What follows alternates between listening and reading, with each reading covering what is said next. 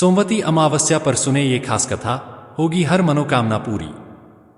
कहते हैं कि सोमवती अमावस्या के दिन व्रत कथा सुनना बेहद शुभ माना जाता है। आइए सुनते हैं सोमवती अमावस्या की खास कथा। एक गरीब ब्राह्मण परिवार था।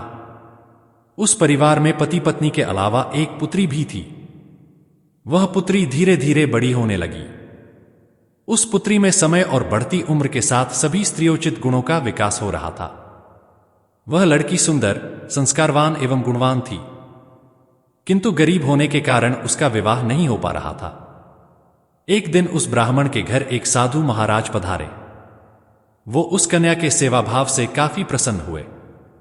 कन्या को लंबी आयु का आशीर्वाद देते हुए साधु ने कहा कि इस कन्या के हथेली में विवाह योग्य रेखा नहीं है। तब ब्राह्मण दंपति ने साधु से उपाय पूछा कि कन्या ऐसा क्या करें कि उसके हाथ में विवाह योग बन जाए। साधु ने कुछ देर विचार करने के बाद अपनी अंतर्दृष्टि से ध्यान करके बताया कि कुछ दूरी पर एक गांव में सोना नाम की धोबिन जाति की एक महिला अपने बेटे और बहू के साथ रहती है, जो बहुत ही आचार विचार और संस्कार संपन्न तथा पति परायण है। यदि यह कन्या उसकी सेवा करे और वह महिला इसकी शादी में अपने मांग का सिंदूर लगा दें, उसके बाद इस कन्या का विवाह हो तो इस कन्या का वैधव्य योग मिट सकता है। साधु ने यह भी बताया कि वह महिला कहीं आती जाती नहीं है। यह बात सुनकर ब्राह्मणी ने अपनी बेटी से धोबिन की सेवा करने की बात कही। अगले दिन कन्या प्रातः काल ही उठकर सोना धोबिन के घर जाकर साफ सफाई और अन्य सारे करके अपने घर वापस आ जाती। एक दिन सोना धोबिन अपनी बहू से पूछती है कि तुम तो सुबह ही उठकर सारे काम कर लेती हो और पता भी नहीं चलता।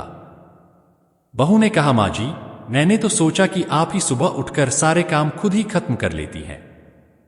मैं तो देर से उठती हूं। इस पर दोनों सास बहू निगरानी करने लगी कि कौन है जो सुबह ही घर का सारा काम करके चला जाता है। कई दिनों के बाद धोबिन ने देखा कि एक कन्या सुबह घर में आती है और सारे काम करने के बाद चली जाती है। जब वह जाने लगी तो सोना धोबिन उसके पैरों पर गिर पड़ी, पूछने लगी कि आप कौन है और इस तरह छुपकर मेरे घर की चाकरी क्यों करती हैं। तब कन्या ने साधु द्वारा कही गई सारी बात बताई। सोना धोबिन पति परायण थी, उसमें तेज था। वह तैयार हो गई। सोना धोबिन के पति थोड़ा अस्वस्थ थे। उसने अपनी बहू से अपने लौट आने तक घर पर ही रहने को कहा। सोना धोबिन ने जैसे ही अपने मांग का सिंदूर उस कन्या की मांग में लगाया, उसका पति मर गया। उसे इस बात का पता चल गया। वह घर से निराजल ही चली थी, यह सोचकर कि रास्ते में कहीं पीपल का पेड़ मिलेगा तो उसे भंवरी देकर और उसकी परिक्रमा करके ही जल ग्रहण करेगी। उस दिन सोमवती अमावस्या थी। ब्राह्मण के घर मिले पुए पकवान की जगह उसने ईंट के टुकड़ों से 108 बार भंवरी देकर 108 बार पीपल के पेड़ की परिक्रमा की और उसके बाद जल ग्रहण किया। ऐसा करते ही उसके पति के मुर्दा शरीर में वापस जान आ गई।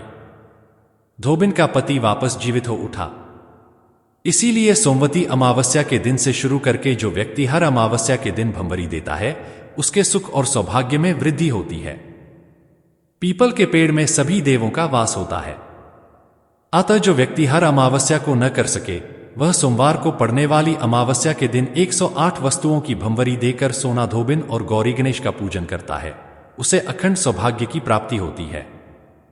ऐसी प्रचलित परंपरा है कि पहली सोमवती अमावस्या के दिन धान, पान, हल्दी, सिंदूर और सुपारी की भंवरी दी जाती है। उसके बाद की सोमवती अमावस्या को अपने सामर्थ्य के हिसाब से फल, मिठाई, सुहाग सामग्री, खाने की सामग्री इत्यादि की भंवरी दी जाती है और फिर भंवरी पर चढ़ाया गया सामान किसी सुपात्र ब्राह्मण, ननंद या भांजे को दिया जा सकता है।